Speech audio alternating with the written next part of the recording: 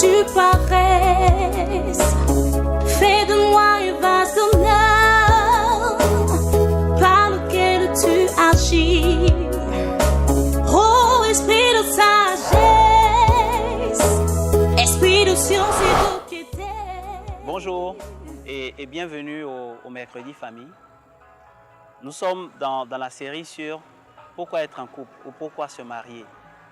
Et comme nous l'avions dit depuis le début, pour comprendre le principe du mariage, il faut comprendre la notice ou ce qu'on appellerait en fait l'outil qui décrit le mode d'utilisation du mariage. Et donc, c'est dans la Genèse que tout a commencé.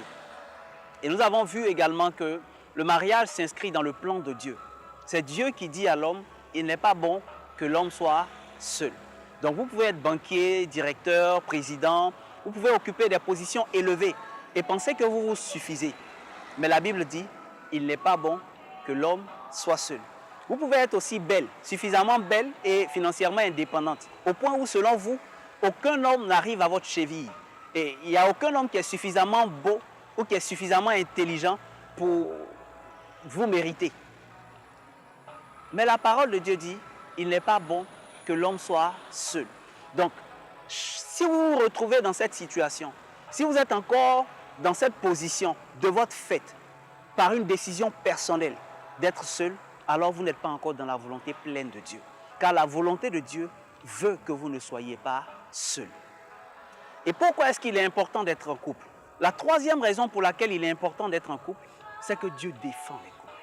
Vous vous souvenez, dans cette parole de Dieu, dans le livre de Matthieu, la Bible déclare que les pharisiens sont venus poser la question à Jésus de savoir, après que quelqu'un ait péché, après que quelqu'un ait trompé son conjoint, est-ce qu'il fallait qu'il y ait le divorce? Mais la Bible dit que la réponse de Jésus a été tout autre. Il a dit, au commencement, il n'en était pas ainsi. Et il va même rajouter que l'homme ne sépare pas ce que Dieu a uni. Ça veut dire que dans le plan de Dieu, le mariage, l'union, le couple est voulu par Dieu, est décidé par Dieu. Et lorsque nous prenons la décision, nous, de nous mettre en couple devant la présence de Dieu, dans l'Église, à partir de ce moment, cette union-là devient une union qui est défendue par Dieu, devient une union qui est protégée par Dieu. Beaucoup de personnes pensent que le mariage, c'est se mettre la corde au cou. Et beaucoup de personnes se disent même qu'il est mieux d'aller à la mairie et ensuite attendre longtemps après avant d'aller à l'église. Pourquoi? Parce qu'au moins à la mairie, on a encore la capacité de pouvoir briser cette union, de pouvoir prononcer le divorce. Mais à l'église, ce n'est pas possible. Mais souvenez-vous d'une chose, on ne part pas à l'église dans la relation de couple parce qu'on croit qu'on est suffisamment fort pour ne plus jamais divorcer. On ne part pas à l'église parce qu'on croit que notre amour est trop fort et que personne ne peut nous séparer. On part à l'église, on part devant Dieu dans le mariage pour lui dire, nous croyons que nous nous aimons. Nous croyons que nous sommes tombés amoureux l'un de l'autre. Mais nous croyons par-dessus tout que ta grâce seule peut nous permettre d'aller loin. Que nous avons besoin de ta bénédiction. Certains prient avant de manger. Certains prient avant de commencer à travailler. Certains prient avant de quitter leur domicile pour aller sur leur lieu d'activité. Eh bien, nous avons besoin de prière et de grâce pour que notre mariage puisse durer, perdurer, pour que notre mariage puisse produire des enfants bénis, pour que notre mariage puisse produire des résultats féconds et extraordinaires. Et c'est pourquoi justement il est important de se marier devant Dieu. Il est important de consacrer son couple à Dieu. Donc, l'une des raisons clés pour lesquelles il est important d'être en couple et d'être en couple devant Dieu, c'est que Dieu se positionne comme le défenseur des mariages. Il dit que personne ne sépare ce que Dieu a uni.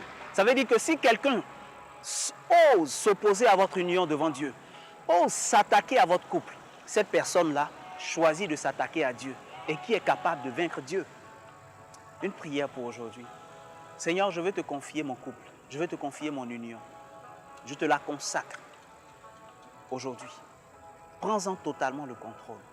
Et qu'à partir d'aujourd'hui, aucun homme ne soit capable de séparer ce que toi, Dieu, tu as uni. C'est pourquoi je choisis de faire bénir mon union devant toi, au travers du mariage à l'église. C'est pourquoi je choisis également de marcher conformément à ta parole, qui t'invite dans ma relation de couple, présente ou future. Fais-toi le défenseur de mon union. Fais-toi le défenseur de mon couple pour qu'à partir d'aujourd'hui, aucun homme et aucune réalité ne soit capable de séparer ce que toi, Dieu, tu as uni. Dans le nom de Jésus de Nazareth. Amen. Merci pour votre fidélité et à mercredi prochain pour une autre série. Que Dieu vous bénisse. Oh, esprit de sagesse, esprit de science et de piété.